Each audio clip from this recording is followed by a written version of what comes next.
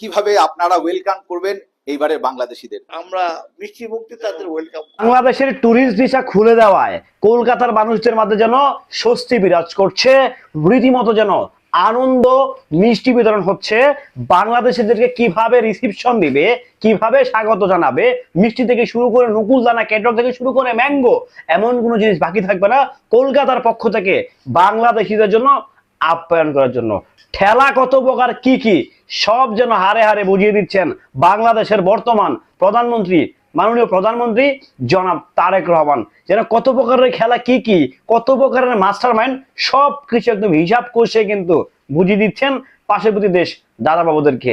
ঠিক দেখেন, যখন মাননীয় প্রধানমন্ত্রী চায়না এবং কি মালয়েশিয়া ভিজিট করলেন, দেশে আসার আগেই কিন্তু ইন্ডিয়ার ট্যুরিস্ট ভিসাটা তারা খুলে দিলেন।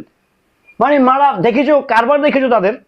তো এখন আমার কথা হচ্ছে এই যে একটা আপ্যায়ন, এই যে কলকাতা যাচ্ছে মানুষ, কলকাতা থেকে বাংলাদেশে আসছে, আসলে সমস্যা কোথায়?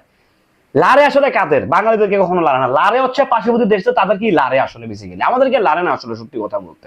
হ্যালো এভরিওয়ান, আসসালামু আলাইকুম, শিমুল আছি আপনাদের সঙ্গে।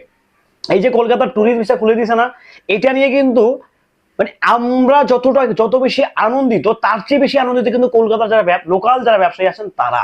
দেখেন, এই যে প্রায় 3টা বছর কলকাতার সঙ্গে বাংলাদেশের টুরিস্ট মানে কিংবা চিকিৎসা খাত সবকিছু ক্লোজ ছিল, একেবারেই ক্লোজ ছিল। লসটা আসলে কার হয়েছে? বাংলাদেশ হচ্ছে no never ever. Bangladesh Pakistan গেছে, বাংলাদেশ হচ্ছে সিঙ্গাপুর গেছে, বাংলাদেশ থাইল্যান্ড গেছে, বাংলাদেশ অল্টারনেটিভে সিঙ্গাপুর গেছে, বাংলাদেশ কিন্তু ঠিকই চিকিৎসা করে বেরোয় আসছে।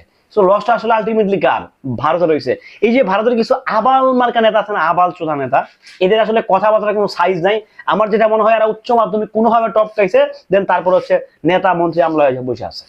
অথচ দেখেন, দেশের যে স্ট্র্যাটেজিক্যাল ব্যাপার যে থাকে, এগুলো তাদের মাথায় চুল পরিমাণ নাই। বাংলাদেশের নাম শুনে তাদের হচ্ছে প্যান নষ্ট হয়ে যায়, তারা বাংলাদেশ কিনে উল্টাপাল্টা কথা বলে। অথচ এই বাংলাদেশিরাই কিন্তু, আমি পুরো গোটা ভারতবর্ষের কথা বলছি না, এই যে কলকাতায় কিছু সংখ্যক এরিয়াটা বাংলাদেশিদের মানে যাতায়াতে কিন্তু সবসময় মোহরক থাকে, ঠিক আছে? তো সেই জায়গা থেকে মানে বাংলাদেশিদেরকে এন করবো, তেন করবো, দেখে নেবো, মেরে দিব, গুড়িয়ে দিব, সাল্টে দিব। আমাদের শুভেন্দু দাদা বলেছিল, এখন কোথায় শুভেন্দু দাদা? তোমার স্টেটেরই তো ভিসা খুলে গেছে। এই যে বকর বকরকে কি লাভ আসলে? পার্শ্ববর্তী দেশ মিলিয়া থাকলে কি হয়? সাবানি চুলকায়, বাইরে নাকি মানুষের, বাইরে লারে শয়তানে মানুষরে। এটা আসলে দুঃখজনক, এটা লজ্জাজনক আসলে, এটা দারুণ লজ্জার ব্যাপার। এই যে মিষ্টি বিতরণ চলছে এখন, এই যে সুন্দর একটা চমৎকার একটা ডিসিশন, এই যে দুর্দান্ত একটা ব্যাপার স্যাপার ক্রিয়েট হয়ে গেছে, এটা কাদের জন্য ভালো হয়েছে?